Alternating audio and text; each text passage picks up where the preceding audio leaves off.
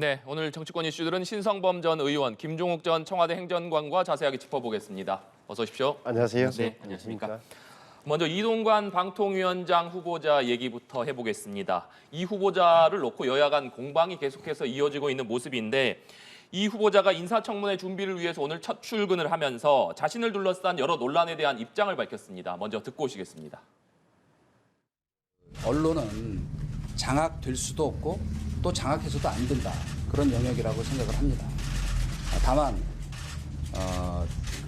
자유에는 반드시 책임이 뒤따라야 됩니다. 그래서 무책임하게 가짜뉴스를 퍼날른다든가 특정 진영의 정파적인 이해에 바탕한 논리나 주장을 무책임하게 전달하는 것은 언론의 본 영역에서 이탈한 것이다. 공산당의 신문이나 방송을 저희가 언론이라고 얘기하지 않습니다. 후보자님 보시기에는 네. 그런 소위 기관지 같은 언론이 지금 있다라고 생각하시고 있다라고 생각하시면 어떤 언론이 좀 그런 언론이라고 생각하시는지요? 그거는 이제 국민들이 판단하시고 본인들이 잘 아시리라고 생각합니다. 네, 언론은 장악될 수도 없고 장악해서도 안 된다. 이 후보자 이렇게 강조를 했습니다. 그러면서 자유에는 책임이 따라야 하고 공산당의 신문이나 방송을 우리가 언론이라고 얘기하지 않는다. 이렇게 강조를 했는데 의원님 이게 어떤 의미라고 들으셨습니까? 원론적인 앞부분은 원론적인 이야기잖아요. 이게 본인 이제 이동관 씨 본인이 당사자가 언론인 출신이니까 누구도 알 겁니다. 그러니까 언론은 장악될 수도 없고 장악해서도 안 된다는 이야기를 하는 것 같고 또 자유에는 책임이 뒤따르는 것도 맞는 거잖아요. 그러니까 흔히 언론을 책임지지 않는 권력이라는 게 언론에서는 가장 아픈 비판이에요. 책임지지 않는 권력. 뭔가 사회적으로 권력을 누리는데 책임을 지지 않는다. 이게 사실은 동서양을 막론하고 언론에 대한 가장 아픈 대목이다. 근데 지금 공산당 신문을 언론을 하지 않느냐. 공산당은 우리 흔히 말하는 선전선동 매체를 선동. 왜냐? 그 독립적인 기준이나 편집 기준은 국민이라는 요소가 없기 때문에 객관성과 이런 게 없기 때문에 그런 건다. 결국은 이제 문제는 아마 야당에서는 결국 그러면은 뭐 지금 언론을 폄하하는 거냐고 말꼬리를 잡고 싶어 할 텐데 뭐 공산당 신문이나 방송에 비유하는 것 아니냐. 뭐 언론적인 이야기를 한 것처럼 들리고 아마 민주당 쪽에서는 이동관 씨의 과거 전력 그리고 보여줬던 언행 이런 것 때문에 굉장히 귀를 솔고 세우고 저분이 어떻게 할지를 쳐다보는 것 같은데 글쎄 저는 뭐 청문회를 좀 지켜보고 나서 좀 판단하는 게 맞지 않나 이렇게 생각합니다. 네, 행정관님. 뭐 제가 볼 때는 이동관 후보자의 기본적인 사고 방식인 것 같아요. 저는 대통령이 임명한 분이 나와서 하는 얘기가 가짜 뉴스다. 방통위원장이 가짜 뉴스를 가름하려고 존재하는 게 아니잖아요. 방송을 훨씬 더 공정하고 원활하게 국민의 방송을 만들려고 하시는 건데 가짜 뉴스, 뭐 정파적인 이해, 거기다가 공산당의 신문이나 방송 이런 발언을 하시는 분이 방통위원장에 앉아 계시면 우리 방송 자체가 소위 자유롭게 공정하게 진행될 수 있겠습니까? 이런 방통위원장의 잣대를 들이대고 있으면 제가 볼 때 계속 방송 언론과 방통위는 끊임없는 전쟁 상태가 벌어질 수밖에 없어요. 저는 그래서 이런 발언을 하는 걸 봤을 때 본인 스스로가 방통위원장에 가게 되면 이런 역할을 하겠다라고 자임하는 거기 때문에 본인 스스로가 부적합한 말씀을 하시는 거잖아요. 그러면서 어떻게 방송을 자율적으로, 독립적으로, 중립적으로 운영할 수 있을 것인지에 대해서 참 저희 불가능한 상황을 본인 스스로가 말씀하시는 것 같다 이런 생각이 듭니다. 네, 이 후보자 인사청문회는 이달 중순쯤에 열릴 것이다 이런 전망이 많은데 당초 민주당이 이 후보자 인사청문회를 보이콧하지 않겠느냐 이런 얘기가 나오기도 했습니다만 오히려 청문회에 들어가서 송곳 검증을 하겠다 이렇게 밝혔습니다. 국민의힘에서는 오히려 문재인 정부 당시의 공영방송이 편파적이고 방송 장악이 있었다 이렇게 주장을 하면서 이 후보자를 적극 엄호하겠다 이런 입장을 밝히고 있는데 인사청문회는 어떻게 전망하십니까? 우선 지금 두 가지잖아요. 그러니까 자녀의 학교 폭력에 대해서 영향력을 무마한데 영향을 행사했다. 그러면 정인이 나올 테니까 지금 지켜보면 된다는 것 하나. 그럼 그게 나오더라도 제가 보기에는 방송통신위원장의 자격 요건과 능력을 갖추는 데모도 별도로 봐야 한다. 이런 사생활의 영역과 공적 영역. 두 번째는 공영방송의 장악이라는 이 표현을 야당에서 너무 쉽게 쓴다는 느낌을 받아요. 왜냐하면은 이게 장악되면 안 되지만 장악해서도 안 되지만 장악이 된 사례가 지난번 문재인 정부 때 출범 때 그런 거예요.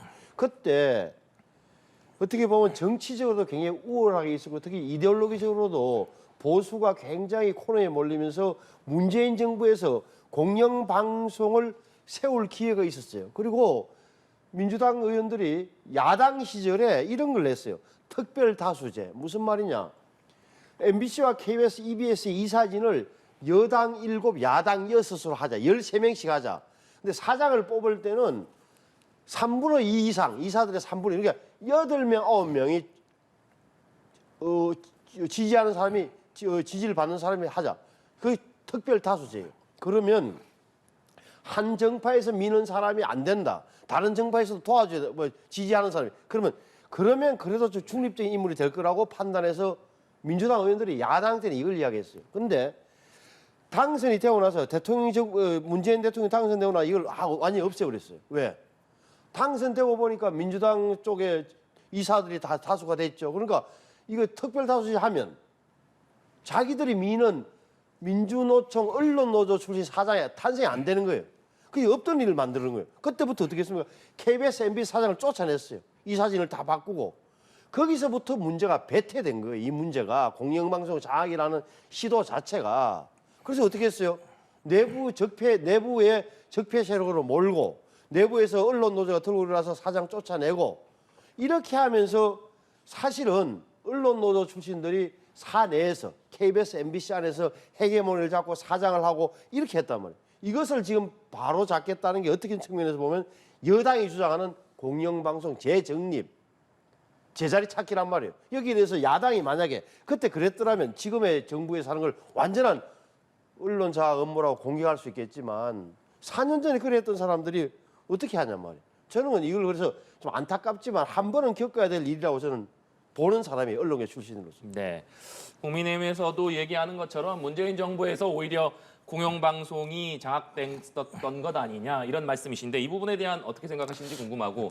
일단 말씀하십시오. 네, 인사청문회 어떤 것들이 좀 핵심 쟁점이 될 것이라고 보시는지 궁금해요. 뭐 저는 문재인 정부가 방송을 장악했다고 생각하지 않습니다만 장악했다고 하면 장악하지 않으려고 하셔야 되는 거잖아요. 그죠? 그게 제가 볼 때는 올바른 정부인 거죠. 근데 매번 말씀한 과거 정부가 잘못했으니까 우리가 잘못한 건 아무 문제가 없어라고 말씀하시면 국민들이 현 정부를 뭐로 보겠습니까? 네. 과거에 잘못된 내용이 있으면 이번 정부를 바꿔야겠다라고 말씀하셔야 되는데 저는 이동관 지명자 후보자가 소위 방송을 정상화시킬 것인가에 대한 근본적인 고민이 있는 거예요. 민주당에서는. 하나는 학폭 문제입니다. 우리는 정순신 국가수사본부장 문제를 이미 국민들이 다 알고 있습니다. 얼마나 분노했습니까? 오죽하면 15번 같은 경우 인사청문회를 통과하지 않았는데도 불구하고 다 예를 들면 임명을 강행했었습니다. 현 정부가. 하지만 정순신 국가수사본부장 같은 경우는 임명 강행이 안 됐어요. 예를 들면. 그리고 바로 예를 들면 끊었죠. 근데 이런 학폭 문제가 제기되고 있는 분을 후보자로 임명한다는 것 자체가 저는 이해가 안 되는 측면이 분명히 있고요. 두 번째로는 방송통신위원장은 방송의 중립성, 독립성을 지켜야 될 분입니다. 근데 방송통신위원회 설치법에는 인수위 출신자들은 안 되는 거 아니겠습니까? 인수위 고문이라고 하면서 그걸 또 넘어가고 있고요. 그다음에 현재 대통령실 언론특보입니다. 그러니까 대통령의 최측근이 방통위원장으로 가는 것 자체가 방송의 독립성을 훼손할 우려가 있다는 거 하나고 마지막으로는요. 대통령께서 분명히 아실 거예요. 2017년, 2018년도 국정원 불법 사찰 관련 검찰 수사 기록, 증거 기록, 진술조서라는 내용이 있습니다. 이걸 서울지검장일 때 소위 수사검사가 검사를 했던 내용이니까 보고가 됐을 거예요. 그 내용이 뭐냐면 2017년 11월 5일 날 MBC 방송정악 관련 청와대 홍보수석실 관련성 검토 수사 보고서입니다. 이 내용의 핵심적인 건 뭐냐면 소위 이동관 홍보수석이 그 당시에 MBC에 대해서 방송을 장악하려고 계획을 세웠다라는 내용이 나와 있는 거예요. 그 내용이 뭐냐? 첫 번째가 간부진의 인적 쇄신, 두 번째가 노조 무력화 및 조직 개편, 세 번째가 소유주 개편을 통해서 MBC를 와해하려고 하는 세부 계획을 만들었다라고 하는 것들이 수사 보고서에 보고가 됐어요. 그러면 그 당시 서울지검장이 이 내용을 몰랐겠습니까? 보고가 됐겠죠. 이 내용을 알매도 불구하고 이동관 후보자를 지명한다라고 얘기하는 건 그 의도가 무엇인가에 대해서 근본적인 우려를 할 수밖에 없는 측면이 있는 거죠. 그러면 소위 대통령실 그래서 이 부분에 대해서 충분히 설명할 필요가 있다는 생각이 들고요. 또 하나는 한동훈 법무부 장관도 마찬가지입니다. 어떤 검증이 벌어졌는지에 대해서 좀 얘기를 할 필요가 있어요. 왜냐하면 매번 검증에 실패하고 있는 거 아니겠습니까? 저는 그런 면에서 이 두 가지 점에 대해서 대통령실과 한동훈 법무부 장관이 좀 설명을 좀 했으면 좋겠습니다. 네. 그래서 저도 이제 이동관 내정자와 관련해서 학폭 문제는 아무래도 뭐 야당에서 굉장히 요구할 테니까 피해자 또 당시 하나고등학교 교사 아마 이사장들이 정인으로 나오면 전모가 좀 파악될 거라고 보고 잊지 말아야 할 사실이 방송통신위원장입니다. 그러니까 이 여야 정치권에서 관심 있는 것은 사실은 방송이에요. 방송 중에서도 정확히 말하면 보도 뉴스를. 근데 방송 전체에서 예를 들어서 연합뉴스 TV는 뭐 어떻게 보면 보도 전문 채널이니까 그렇다 거기에 보도가 많은데 다른 방송사는 뉴스는 거의 비중이 적어요. 그럼 뭐가 문제냐? 앞으로 오히려 통신 쪽이에요. 다시 말하면 보도와 뉴스는 방송통신위원회가 다루는 작은 분야의 하나다. 나머지는 뭐냐? K 콘텐츠, 넷플릭스에 어떻게 대응할 것인지, OTT를 어떻게 만들어낼 것인지, 그다음에 채널 정책을 어떻게 가져갈 것인지, 인터넷계의 그 프라이버시, 개인 인권을 어떻게 보호를 이게 훨씬 더 큰 영역이에요. 그래서 저는 이 청문회가 통과되고 나면 어떻게 되면 청문회가 지나고 나면 이 만약에 이동관 방통위원장이 취임하고 나서는 업무에서 더 큰 부분은 제가 말한 뒷부분이 될 것 같다. 그리고 정치권에서는 아마 조금은 뉴스와 보도에 대한 강박관념, 우리를 안 도와주는 것이다, 우리를 오히려 공격하는 것이라는 느낌, 그거에서 좀 벗어날 필요가 있다고 저는 개인적으로 보고 있습니다. 제 생각에도 신성모 의원님 말씀대로 그랬으면 좋겠어요. 근데 문제는 뭐냐면 이동관 후보자가 뭐라고 얘기했냐면 NHK, BBC를 드는 거예요. 그러니까 예를 들면 1공영 다 민영 체제를 얘기하는 건데 1공영. 이건 뭐냐? 그러면 지금에 있는 공영 방송들을 민영화하겠다는 얘기밖에 안 되는 측면이 분명히 있고요. 또 국민의힘 내부에서 이런 얘기가 나오기 때문에 저희 이런 부분에서 신성모 의원은 좀 설명을 하시면 그 설명에 대해서 국민들이 납득은 할 수 있어요. 근데 이미 나오고 있는 내용 자체가 소위 우리나라에 있는 공영 방송을 해체하겠다라는 의도의 쪽 발언이 많이 나오기 때문에 이 부분에 대해서 많이 우려하고 있는 거겠죠. 좋은 말씀이시네요. 이 사실 전문가들이 나와서 이 문제를 좀 봐줄 필요가 있는 게 KBS의 저 시청률 어차피 이제 분리징수, 그러니까 통합징수로 안 간다면 KBS의 지금 1TV, 2TV, 라디오 이런 하고 공영방송 체제를 어떻게 가져갈 것인지는 새 방통위원회에서 고민을 해줄 지점에 이르렀어요. 무슨 말이냐면은 보십시오. 지금 KBS, MBC, 뭐 EBS 이런 부분에 대해서 그리고 아리랑 TV, 그다음에 KTV, 그다음에 여러 개의 국책 방송이 있단 말이에요. 대외 방송도 있고 이걸 어떻게 가져갈 것이냐, 공영 방송 제도는 유지할 것이냐 안 할 것이냐. 공영방송 유지하면 적어도 국가 정책이 반영되는 그런 공적 영역이 아까 말했던 영어 방송 아리랑, EBS, 그다음에 사회 교육 방송 이런 걸 한번 전체적으로 방송통신위원회가 조금은 넓게 좀 봐주는 그런 제도적 개혁이 필요한 시점이 저는 왔다고 봐요. 네, 알겠습니다. 다음 주제로 넘어가 보겠습니다. 더불어민주당 김은경 혁신위원장의 발언이 정치권에서 논란이 되고 있습니다. 먼저 설명을 드리면 김은경 위원장이 이틀 전에 청년들과의 좌담회에서 과거 중학생이던 아들과 나눈 이야기를 회상하면서 이런 얘기를 했습니다. 우리들의 미래가 더 긴데 왜 미래가 짧은 분들이 똑같이 1대1 표결을 하느냐, 투표권을. 이것이 굉장히 합리적이지만 민주국가에서는 1인 1표 선거권이 있기 때문에 그럴 수 없는 것이라고 이야기를 했다. 이것이 김은경 혁신위원장의 발언입니다. 그러니까 중학생과 노인이 똑같이 한 표씩을 행사하는 것이 맞느냐라고 중학생 아들이 문제를 제기했고 김은경 위원장은 이것이 합리적인 얘기이긴 하지만 민주주의에서는 1인 1표 선거권이 있기 때문에 그럴 수 없는 것이다라고 얘기를 했다. 이렇게 답을 했습니다. 이 발언이 논란이 되니까 혁신위에서는 김 위원장이 당시에 민주국가에서는 수용될 수 없는 아이디어라고 선을 그었는데 발언을 왜곡하고 세대 갈라치기 프레임에 휩싸여 있다. 이렇게 얘기를 했습니다. 하지만 국민의힘에서는 이것이 노인 비하, 노인 폄하다 강하게 비판하고 있는데 먼저 김종욱 행정관님, 이 발언부터 해명까지 어떻게 들으셨습니까? 부적절하죠. 이건 뭐라고 얘기하더라도 결국 혁신도 마찬가지입니다만 해명하실 필요 없어요. 잘못한 건 잘못하고 사과하면 되는 거라 생각이 들고요. 왜냐하면 1인 1표가 합리적인 게 아니고요. 신분제를 뚫고 나와서 모두가 평등하기 때문에 그 평등성들을 보장하기 위해서 1인 1표제를 보장한 거고요. 이 1인 1표제를 보장하기 위해서 얼마나 많은 사람들이 네. 죽어가는지를 다 안다고 얘기하면 이걸 합리적이라고 말씀하시는 것 자체가 좀 문제가 있다는 생각이 들고, 또 하나는 민주당이요, 이 노인분들에 대한 발언 때문에 엄청나게 과거에 쓰라린 경험들이 많이 있습니다. 혁신위원장이라고 얘기하면 과거의 민주당보다 더 나은 민주당을 만들어야 되는 거 아니겠습니까? 그렇다면 이런 발언들에 대해서는 매우 신중해야 되는 것이고, 소위 이런 발언 자체를 하지 말아야 되는 거죠. 청년들을 위해서 청년의 미래 정치를 하겠다고 얘기하는데 왜 노인분들을 비교를 하는 방식을 채택하는지 전 이해가 안 돼요. 청년들의 미래, 청년들이 가장 지금 힘들어하는 건 미래에 대한 불안감 아니겠습니까? 그러면 그 미래에 대한 불안감을 준 건 누구겠습니까? 현실에 있는 정치권 아니겠습니까? 그럼 정치권이 겸허하게 반성하고 청년들에게 죄송하다는 얘기를 해야 되는 거지, 여기 가서 예를 들면 노인들을 비교하고, 노인분들은 또 지금의 산업화를 만드신 분들 아니겠습니까? 전 그래서 어떤 형태도 해명하실 필요 없다. 부적절한 발언에 대해서는 국민들에게 고개 숙이고 잘못하고 말씀하시는 게 맞아요. 그리고 앞으로 이런 발언들 절대 하지 않겠다. 혁신위는 앞으로 말보다는 혁신안으로 얘기하겠다, 이렇게 말씀하시는 게 저 맞다고 생각합니다. 네, 의원님. 이게 뭐랄까 참 이게 과연 뭐 합리적이라고 판단하셨다니까 판단했다가 이제 뭐 아들한테 설득을 했다 아니면 훈계를 했다는 건데, 뭘까 이렇게 민주당 쪽의 흐름을 쭉 보면 그런 이게 연세 드신 분들이 우리 당과는 거리를 둔다는 그런 느낌 때문인지 이런 이야기가 한두 번이 아니었잖아요. 옛날에 뭐 2000 몇 년도에 있었잖아요. 정동영 당시 후보였나요? 그런 사람도 있는 건데, 어찌됐건 이게 예를 들어서 이런 거 있잖아요. 사회적으로 기여한 사람이 많은 사람이, 기여한 게 많으면 표가 더 있어야 되는 거 아니야? 세금을 많이 낸 사람이 표를 많이 가져가는 게 당연한, 이런 근본적으로 우리의 헌법에 나오는 기본을 무시하는 거잖아요. 이게 평등 투표에 관한 한.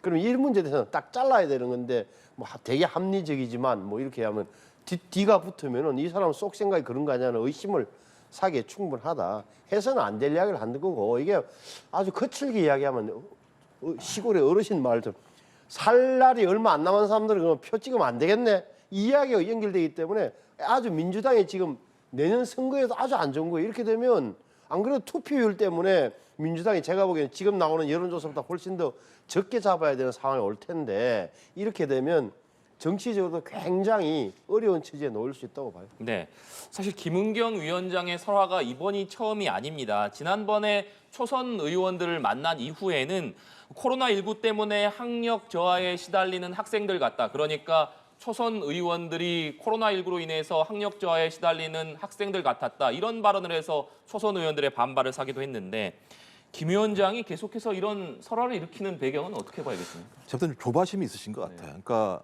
혁신위가 뭘 할 수 있겠느냐, 그다음에 당 내부에서도 혁신위의 어떤 자기의 권한을 갖다가 한정 지으려고 하는 흐름들이 분명히 있었고, 초반부터 제대로 할 수 있을 것인가라고 하는 여론에서의 어떤 비판도 분명히 있었기 때문에 그런 부분들을 돌파하기 위한 조바심들이 있어서 때가 될 때마다 언론에서 물어보면 답을 하시는 것 같아요. 근데 문제는 혁신안이 바로 나오는 거 아니지 않습니까? 시간이 필요하죠. 충분히 숙성을 해야 되는 것이고, 묻고 여기도 따져보고 해야 되는데, 그런 시간 없이 말씀을 하시다 보니 소위 국민 여론 또는 당내 흐름 또는 올바른 혁신의 방향의 내용과는 좀 무관한 내용들, 아니면 좀 반대되는 내용들의 발언이 나오는 측면이 분명히 있습니다.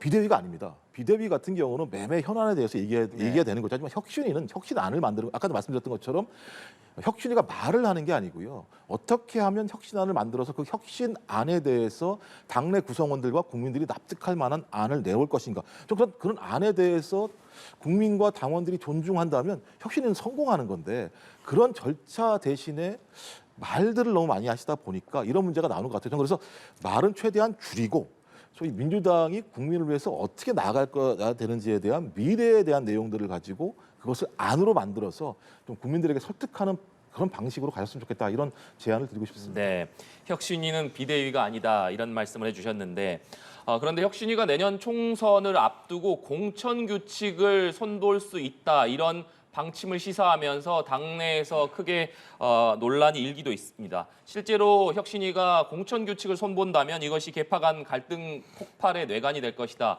이런 전망이 끊이지 않고 있는데 김 위원장의 이번 설화로 인해서 혁신위가 과연 이런 것들을 추진할 수 있는 동력을 가지고 갈 수 있겠느냐 이런 목소리들이 계속해서 나옵니다. 의원님께서는 어떻게 보십니까? 저렇게 의원들이 불신을 하기 시작하고 당원들이 도대체 혁신이 뭐 하는 거야라고 하기 시작하면 혁신위원회 김은경 위원장의 의도와는 달리 뭐 이루어질 게 없는 거죠. 또 왜 저런 문제가 발생하느냐. 제가 보기에는 직역을 이야기하는 게 아니라 어떻게 보면 우리 한국 사회에서 교수들이 갖고 있는 저는 뭐 좀 한계점 그도 보여진다. 무슨 말이냐면은 이 사회적 흐름을 못 따라간다. 그러니까 정치적 감각이라 하면 당내의 뭐 세력 관계를 잘 아는 게 아니라 사회의 흐름을 이해를 해야 된다. 사회 흐름. 이렇게 간다. 민심이라는 길이 흘러가는구나. 국민들이 이런 데 관심이 있는 것 같아라고 해서 거기에 민주당을 맞춰가려고 하는 게 혁신이 돼야 될 텐데 이거는 어떻게 보면은 자기 자신만의 생각, 그 반짝하는 아이디어의 직접적인 현장에서 투사, 던져버리는 것. 이런 것 때문에 발생하는 문제 아니냐. 제가 보기엔 현실감이 부족해요. 현실감. 현실감 플러스 방향성이 있어야 되는데 현실감에 좀 더 더해가지고 방향성을 내주고 이렇게 돼야 되는데 그런 점에서 좀 실패한 것 아니냐. 그래서 저는 저런 식이 계속된다면 당내에서부터 글쎄 무슨 힘이 생기겠습니까? 네. 이 얘기도 해보겠습니다. 민주당의 부인에도 불구하고 이재명 대표의 10월 사퇴설에 불씨가 사그라들지 않고 있습니다. 그러니까 이재명 대표가 10월에 사퇴하면 전당대회가 열리고 김두관 의원이 차기 당대표로 유력할 것이다. 이런 얘기인데 민주당에서는 이것이 지라시 수준의 소설에 불과하다. 또 김두관 의원도 전혀 사실 무근이다. 이렇게 선을 그었습니다만 이 얘기를 처음 꺼내들었던 장성철 공론센터 소장은 이것이 소설이 아니고 민주당 관계자에게 들은 얘기다. 이렇게 입장을 재차 밝혔습니다. 이 부분 어떻게 보고 계십니까? 제가 볼 때 제가 장성철 소장도 잘 아는데요. 네. 아마 민주당 관계자란 분이 전달한 분이 제가 볼 때 소설 것 같아요. 이럴 수 있는 방법이 별로 없어요. 제가 볼 때 그러니까 이게 장성철 소장도 아마 들어보시면 알겠습니다만 이런 내용 자체가 가능하지가 않아요. 그러니까 민주당 내부에서 비대위 체제로 가야 된다는 얘기가 있다. 다양한 시나리오도 많이 있었죠. 네. 실제적으로. 그 이유 중에 하나가 뭐냐면 정당 지지율이 지금에 있는 국민의힘과 민주당이 예를 들면 상당히 박빙구도다 이렇게 얘기를 하고 뭐 떨어지게 되면 왜 정당 지지도가 떨어지느냐 이렇게 얘기하는데요. 과거 선례를 보면은요. 야당이 이 정도로 붙어본 적이 없었어요. 그러니까 여당하고의 지지율 격차 자체가 그러니까 착시 현상이 하나 있다는 생각이 들고 또 하나는 이제 검찰바로 제기되고 있는 이재명 당대표의 사법 리스크 때문에 전 그렇다는 생각이 듭니다. 저는 그래서 오히려 얘기가 된다면 만약에 8월 달에 검찰이 영장을 청구하게 돼서 법원에 가서 영장 실질심사를 받아서 만약에 이재명 당대표가 법원에서 받아들여서 구속이 된다라고 얘기하면 그건 전제가 될 수 있는 거죠. 그럼 8월이겠죠. 그건 예를 들면 10월 전당대회를 하려면요 8월에 공고를 해야 됩니다. 그러니까 저는 여러 가지 앞뒤가 안 맞는 측면이 분명히 있고요. 또 그다음에 10월에 얘기가 나왔던 이유 중에 하나는 공직선거법 관련해서 1심 재판이 올해 내에 날 건데 그쯤 돼서 만약에 무죄가 나왔을 때는 이재명 당대표의 정치적인 신뢰 자산이 더 커지는 걸 것이고 유죄가 나온다고 얘기하면 어떤 형태로든지 당이 흔들릴 수밖에 없겠죠. 저는 이런 상황에서 비대위는 맞다고 생각이 드는데 전당대회를 한다고요? 선거를 6개월을 앞두고 전당대회를 하는 정당이 제대로 돌아가는 정당이겠습니까? 저는 그런 면에서 장수철 소장님의 어떤 전달된 내용들을 국민에게 알리려고 하는 욕구는 알겠습니다만 아마 전달자분이 소설을 쓰신 것 같다 이렇게 생각이 듭니다. 네. 장성철 소장에게 전달한 민주당 관계자가 소설을 쓴 게 아니냐 이런 말씀입니다. 뭐 한 정치 평론가가 야당 관계자한테 들었다. 그 야당 관계자가 말하는 게 사실인지 아닌지는 차치하고 만약에 이런 것도 있는 거죠. 그러니까 장성철이라는 그 사람의 입을 통해서 정치권이 회자되게 만들고 언론에 나오도록 만들겠다는 의도를 가진 사람 내지는 집단의 작품일 수도 있는 거예요. 그런 점을 이 정치권에서는 항용이 있는 일이라는 생각이 들고 그래서 네. 40명 정도가 만약에 마음을 모았다면 이 여의도에서 소문이 안 날 리가 없고 다 공개하는 거와 마찬가지예요. 그러니까 특히나 또 이재명 대표가 나도 생각이 있어. 10월 달에 나 내려놓을 거야. 내 뒤는 김두관 의원이라고 했다는 것은 글쎄 제가 아는 이재명 대표의 기질이나 성격상 그 가능성이 저는 제로라고 보죠. 다만 이게 왜 중요하냐. 지금 민주당이 갖고 있는 직면한 딜레마를 보여주는 거다. 말씀하신 대로 8월 달에 검찰이 지금 하는 거 보면 이화영이다, 무슨 백현동 건이다 가만히 있을 것 같지 않잖아요. 그러니까 또다시 구속영장이 청구되고 또 한 번 더 불체포 특권을 포기하느냐 마느냐가 또 술렁될 테고 그렇게 되면 지금 수면 안에 그나마 잠복해 있던 이재명 대표 사법리스크가 한 번 더 완전히 이번에는 실체를 갖고 등장한다 하는. 왜? 당장 문제가 크게 되니까 지난번과 달리. 따라서 그거는 근거는 있게 되는 거죠. 그런데 어떤 선택을 할까 이재명 대표 저도 잘 모르겠어요. 다만 끝까지 당권을 놓지 않으려고 그럴 거다. 놓더라도 굉장히 자신의 정치적 위대한 당을 위한 결단으로 포장해서 내려놓고 어떻게 보면 자기가 수렴청정할 수 있는 임무를 후임으로 내밀고 이렇게 가는 거지 쉽게 물러날 사람은 아니라는 것은 뭐 다 아는 이야기 같으니까 그렇게 되는 거지. 지금 뭐 40명한테 먼저 이야기하고 내가 물러나고 이렇게 저는 진행될 가능성은 거의 없다고 봐요. 네, 알겠습니다. 이 내용도 짚어보겠습니다. 법무부가 경찰 송치 사건 보안 수사에 대한 경찰 전담 원칙을 폐지하는 내용의 시행령 개정을 추진하고 있습니다. 이를 놓고서 여야가 엇갈린 반응을 보이고 있는데 지난해 검찰 수사권이 일부 확대된 데 이어서 수사 종결권까지 검찰이 되찾아오면서 사실상 검수 원복, 그러니까 검찰 수사권 원복이 이루어진 것 아니냐 이런 평가가 나오고 있습니다. 의원님께서는 어떻게 보고 계십니까? 우선 저 되고 나서 저도 현장에 있는 변호사들 이야기 좀 많이 들어보는 편인데 보면은 그리고 고발인이 경찰에 고발했는데 그래서 무혐의 내지는 이렇게 딱 경찰 수사에서 끝이 나버리면 고발인 이의 신청권이 없는 거예요. 이건 수사가 잘못된 것 같습니다. 그럼 이의 신청을 하고 그걸 검찰로 넘겨야 되는데 이게 덜컥 브레이크가 걸리는 거예요. 그러니까 보안 수사, 재수사 이런 게 검찰로 넘어가서 검찰에서 다시 경찰에 수사를 한 번 더 하세요라고 요청. 옛날에 지휘라 그랬는데 지금은 요청이에요. 요청해도 경찰이 안 하면 그만인 거예요. 왔다 갔다 한다고. 왔다 갔다. 수사가 안 된다. 제대로 안 된다. 그다음에 수사가 지연된다. 핑퐁이다. 뭐 이렇게 수사 핑퐁 지연. 이게 민원이 꽤 많고 현장에서 경찰 단계에서 수사가 굉장히 늦어진다는 거예요. 고소 고발을 해도 억울함이 안 풀어지고 내 억울함을 해소도 안 되고 이런 문제가 많다고 들었어요. 그래서 단순하게 지금 뭐 너무 막 야 또 한동훈이가 자기 검찰 살리려고 막 우리 뺏어간다라는 그런 관측보다는 실제적으로 국민들에게 피해가 있다면 고쳐야 되는 거 맞는 거니까 어느 대목이 어떻게 하는 게 낫는 건지 좀 이런 논쟁으로 좀 갔으면 좋겠어요. 저는 현장을 잘 몰라요. 제가 들은 거는 이런 이야기를 꽤 많다고 좀 듣고 있어요. 네, 의원님. 뭐 제가 볼 때는 민주주의에서 민주주의 원칙을 지키지 않으면 정치가 흔들리는 거겠죠. 그러니까 제가 볼 때 현 정부는 법률을 통하지 않고 시행령을 통해서 정치하려고 하고 그다음에 장관의 인사청문회를 거치지 않고 차관으로 정치하려고 하고 이거 다 꼼수거든요. 왜 제도 속에서 국회에게 그런 검증을 받으려고 하겠습니까? 국민을 대의하는 기관인 국회 결정을 따라야 한다라고 하는 가장 기본 원칙이 있고요. 그렇다면 한동훈 법무부 장관의 행태들은 민주주의를 파괴하고 헌법을 갖다가 위반하는 행위인 거죠. 그다음에 최근에 헌재에서 뭐라 그랬습니까? 수사권은 입법권의 재량권이라고 얘기했었잖아요. 그러니까 입법권의 재량을 행사하는 국회가 통과시킨 법률과 반대되는 방향으로 시행령을 만들어 나간다면 국회를 무시하는 거고 국회 결정사항을 존중하지 않는 거죠. 그러면 국민을 존중하지 않는 거죠. 아니 국민에게 세금을 받는 국무위원이 소위 국민의 결정사항과 위반되는 행위들을 반복적으로 벌이면 그걸 어떻게 해야 됩니까? 그러니까 제가 볼 때 그래서 예를 들면 우리 헌법에는 탄핵이라는 게 있는 거예요. 그러니까 이런 행위를 하게 되면 탄핵의 사유가 됩니다. 저는 그래서 지금까지 한동훈 법무부 장관은 계속 탄핵의 사유를 쌓아가고 있어요. 제가 다시 한번 부탁드립니다만 시행령 정치는 법률의 결정에 따라야 됩니다. 그다음에 인사 문제는 소위 국회의 인사청문회의 검증을 받아야 됩니다. 이것을 비켜가려고 하는 정치는 민주주의를 파괴하는 정치입니다. 저는 이런 행위를 빨리 중단하셨으면 좋겠습니다. 네. 마지막으로 일본의 후쿠시마 원전 오염수 방류를 앞두고 이재명 대표가 기시다 총리에게 서한을 보냈습니다.